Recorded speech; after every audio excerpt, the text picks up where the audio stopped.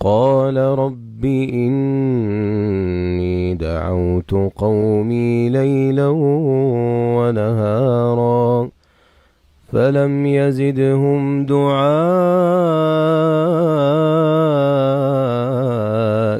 إلا فرارا وإني كلما دعوتهم لتغفر لهم جعلوا